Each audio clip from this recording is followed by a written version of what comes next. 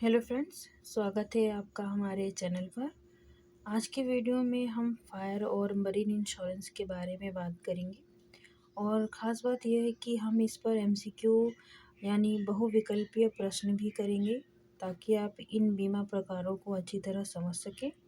हम जानेंगे कि फायर इंश्योरेंस क्या है और कैसे यह अग्नि से सुरक्षा देता है। साथ ही मरीन इंश्योरेंस जो समुद्री जोखिमों को कवर करता है। चलिए इन सवालों के ज़रिए अपनी समझ को और मजबूत करते हैं। तो जुड़े रहिए और वीडियो को अंत तक ज़रूर देखें।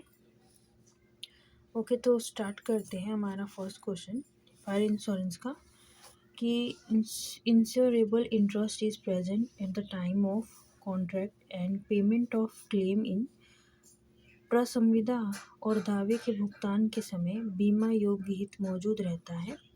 ये बीमा योग्य हित जो है किस कॉन्ट्रैक्ट में मौजूद रहता है? लाइफ इंश्योरेंस में, मोटर इंश्योरेंस में, मरीन इंश्योरेंस में या फायर इंश्योरेंस में? तो ये जो है फायर इंश्योरेंस में मौजूद रहता है।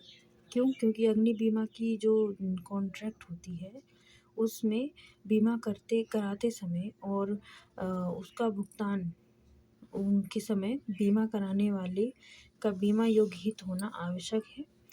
अन्यथा बीमा कराने वाला व्यक्ति खुद ही आग लगाकर भुगतान के लिए दावे कर सकता है। बिल्कुल, अगर उसमें उसका हित नहीं होगा तो ये इसका मिसयूज़, इंश्योरेंस का मिसयूज़ कर सकता है। इसीलिए उसका बीमा योग्य हित होना इसमें ज़रूरी है, राइट। तो कॉन्ट्रैक्ट के मुताबिक जो है दावे के भुगतान के समय फायर इंश्योरेंस में अग्नि बीमा में हित मौजूद होना चाहिए। ओके, क्वेश्चन नंबर 19 मतलब क्वेश्चन नंबर फर्स्ट का ऑप्शन नंबर डी इसका राइट आंसर है। मैं आपको बता दूं कि ये जो है हम क्वेश्चन की जो प्रैक्टिस कर रहे हैं ये हम यूथ कंपटीशन टाइम से कर रहे हैं, जो कि टीजीटी पीजीटी कॉमर्स के लिए बहुत ही यूज़फुल होगा। और ये जो है हमारे आने वाले एग्ज़ाम जो कि होगा इस 2016 में टीजीटी पीजीटी कॉमर्स के लिए, और भी कॉमर्स से related KVS NVS EMRS GIC जितने भी हमारे कॉमर्स के एग्ज़ाम्स होंगे ये क्वेश्चंस जो है इम्पॉर्टेंट हो सकते हैं। ऑलराइट, तो हम इसे यूथ कंपटीशन बुक से प्रैक्टिस कर रहे हैं। तो आगे कंटिन्यू करते हैं। देन क्वेश्चन नंबर 20 है फायर इंश्योरेंस कवर अग्नि बीमा सम्मिलित करता है। जो अग्नि बीमा है वो क्या क्या सम्मिलित करता है इसको चलिए देखते हैं।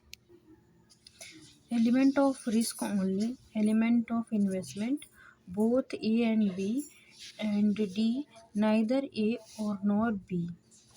तो जी हाँ, एलिमेंट ऑफ रिस्क ओनली जो अग्नि बीमा है केवल जोखिम तत्व जो है उसमें सम्मिलित रहता है, और जबकि इन्वेस्टमेंट नहीं है और एक किसी तरह की इन्वेस्टमेंट नहीं है, ना ही सी ऑप्शन में ए और बी दोनों सही नहीं है, ना ही डी। तो ऑप्शन नंबर ए इसका राइट आंसर होगा, एलिमेंट ऑफ रिस्क ओनली केवल जोखिम तत्वों को, राइट। तो आगे बढ़ेंगे क्वेश्चन नंबर 3 की तरफ। इस बुक में 21 है लेकिन हम फायर इंश्योरेंस में लाइन वाइज कर रहे हैं, तो क्वेश्चन नंबर 3 होगा। Okay, in a consequential loss policy which one of the following losses is indemnified. आनुषंगिक हानि बीमा में निम्नलिखित में से कौन सी हानि की क्षतिपूर्ति की जाएगी?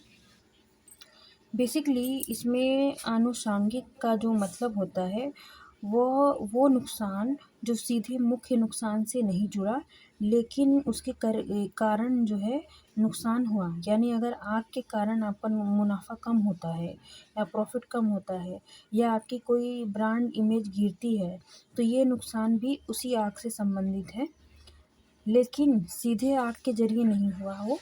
तो इस तरह की जो बीमा कंपनी है कुछ ऐसे मामले में इनडायरेक्ट लॉसेस को भी जो है कवर कर सकती है, राइट। तो इसका option number B right answer होगा कि अग्नि के कारण शुद्ध लाभ की हानि जो है इसमें कवर होगा आनुषंगिक हानि बीमा में, राइट। तो क्वेश्चन नंबर 3 का option number B right answer होगा, loss of net profit due to fire, हानि के कारण शुद्ध लाभ की हानि, अग्नि के कारण शुद्ध लाभ की हानि, राइट।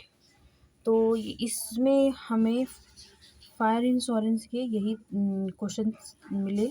ओके, देन हम नेक्स्ट हमारा जो होगा मरीन इंश्योरेंस, उसको हम देखेंगे। इसमें हम मरीन इंश्योरेंस को समझेंगे, इसकी एमसीक्यू करेंगे।